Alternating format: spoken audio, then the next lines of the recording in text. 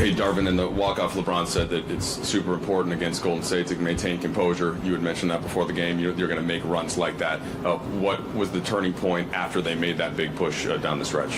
I just think us being solid, remaining solid, staying organized offensively, and, not getting disappointed or discouraged defensively. Came in with a game plan. We knew it was going to be ebbs and flows, peaks and valleys within this 48-minute game.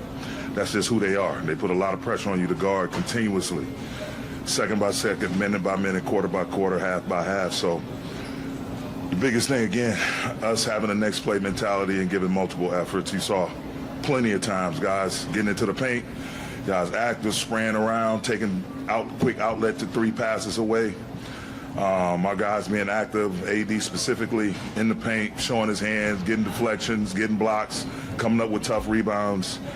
And then on the other end of the floor, just trying to be organized, making sure we got a good look every time down, whether it was made or missed, making sure we got good looks. I believe AD didn't sit in the second half. Just wondered at what point you and your staff kind of decided you could extend him if you needed to, and the importance of trying to get this win in Game 1. Well, again, I repeat, this is what load management is about. If it's going to be load management, then we have to manage their loads throughout the regular season in order for us to push them a little further during this time of year. Postseason, everything is at its peak.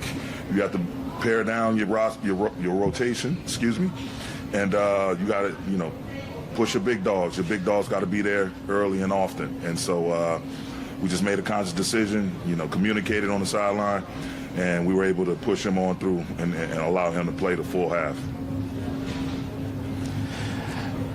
Coach, Curtis Pashalka, Bay Area News Group. You mentioned AD, obviously a huge night for him, but those 2 plays right at the end where he kind of affected the shots of both Poole and Curry, how huge were those plays? He's elite defensively. His ability to change shots, block shots, and then still gather the rebounds, that's rare. That's rare company for guys who's able to do that. So, and I told him before the game, dominate on both sides of the ball, and he's been doing that. And we expect nothing less from him, and we expect it to continue. Darvin, here are the other names of the players in Laker history who've had 30-20 games. Will Chamberlain, Elgin Baylor, Shaquille O'Neal, and Kareem Abdul-Jabbar. Can you just contextualize that top-to-bottom performance you got from AD tonight? You're talking about top 75 players, some of the best players that our league or basketball in general has ever saw in its history. And so, again, that's what we expect of him. We know that's what he's capable of. It's great. We needed every bit of all those points and rebounds and block shots and assists as well. So the biggest thing for us is, again, not to get happy, stay humble, respect our opponent, but also know that there's a ton of work left to be done. And it's not the first to one. It's not the first with the greatest performance individually. We just got to keep stacking days, keep coming out, putting our best foot forward. Darvin, what was the message at halftime? I believe they were shooting almost 44% from the three-point line. You had only attempted 8 and made 1, but you were winning the game. Just playing with force. Obviously doing what we could in transition.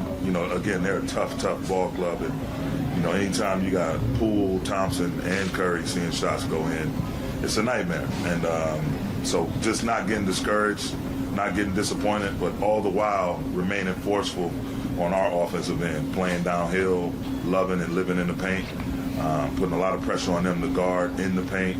I think that the free throw line definitely helped us, and our ability, again, to not just hold the ball, set good hard screens, come off, swing the ball, drive downhill, secondary and third side drives.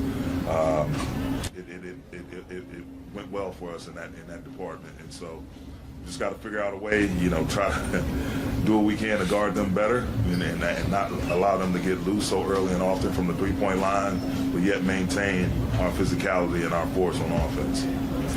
Darvin, when you have Dennis scoring as well as playing defense, running behind Poole and behind Steph, how beneficial is that to you guys?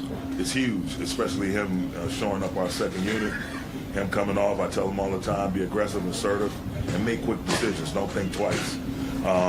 And all of our guys, they encourage, Dennis, Austin, D'Lo, they all get encouraged by our 2 captains, Bron and AD, to come out and be aggressive and be assertive, within the context of playing the right way. But Dennis was huge, man. He's definitely a two-way player. You know, he's going to come out and give it his all on both sides of the ball, be physical, be scrappy, give multiple efforts, and then be able to play downhill, push the pace, and be able to get stuff done from the free throw line. Darvin, I kind of had the same question. I mean, to have someone like Dennis on your team who's making those 2 free throws in the last seconds, like being so ice cold, I mean, this is so important. So what is your thoughts about that? He's a big-time finisher. I've known the kid since he first came into the league. You know, that's my guy. That's why we wanted him on our team. We know how he plays, especially in big moments. He plays the biggest. You know, he's not afraid of the moment. And he asks for the ball to be in his hands, and our guys trust him having the ball in his hands late in the game. So we know if he's fouled or whatever the play needs to be made, if it's an open corner three, if it's going downhill, attacking the rim, if it's having to get fouled and have to step up to the line and hit free throws, he's going to do all of that, as well as guard the other team's best perimeter players. Bump him up a bit. That's exactly why he's on our ball club. Hey, Darvin, I know when you took the job, I'm sure you knew AD was a pretty good defensive player, great defensive player, but he's even better than you thought now that you got to coach him every day. He was out there contesting shooters from up high on screen rolls, doing a bunch of different things just to upset the offense. Did you see all of that when you first took the job?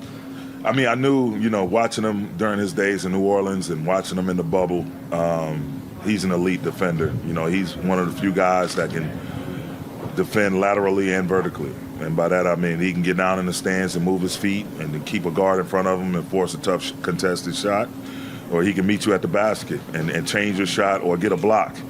And also do all of that and still corral a rebound, a defensive rebound. So, A is just being A. And then you come to our film sessions, our walkthroughs, what have you, he's one of the most vocal, communicating, trying to get on the same page, giving suggestions, giving his thoughts on how we can be more cohesive and on a string defensively. Yeah, Darvin, these last 2 games, is this as well as you've seen AD play ever? I mean, he had some monster performances that year. He was with New Orleans, but all of that's in the past. I think he's doing exactly what I anticipated him to do. He's playing like the top 5 NBA player that he is. Darvin, what would you make of LeBron's offensive performance and then also him kind of contributing in other ways, 11 rebounds, 3 blocks, and just kind of his offensive rhythm right now? He's just playing a total game, man. He's not forcing anything, and that's who he's been his entire career. We knew what we did off the ball, defensively particularly, would be extremely important, and, he was all on board for that and understood why we had to do it. And he did his part, and defensive rebound is a huge thing. And so some of the blocks he had, some of the hard, tough rebounds he had, it allows us a lot of flexibility defensively. And then offensively, he's just playing the right way. There's times where he's going to dictate the pick and roll or dictate the offense. There's times he's going to be off the ball. And we got guys around him that can carry the load, from D'Lo to Austin to Dennis, Rui, obviously AD. So it gives him a chance to not have to make every play. And so now down the stretch, when we really need him to step up and dominate the ball particularly, he's able to do that with a lot of gas left in his tank. Darvin, when Jordan Poole took this shot with like 9 seconds left to try to tie it, it appeared you made a motion. I don't know if do you remember what motion you were making, and did you recognize in the moment or afterwards how close you were to Poole at that moment? No, I'm not one of those coaches that tries to contest shots from the sideline. So I probably was telling my players to, contest, hurry up, get out on them, press up. But, I've seen a lot. I won't name any names, but I've seen a lot of coaches in those situations that cross the line. But that's not me, man. I'm not. I allow the 10 players that's on the floor and the 3 officials to navigate what's going on in between the lines, not me. If it's anything, I was waving my players to get up and not give up an open 3-point shot.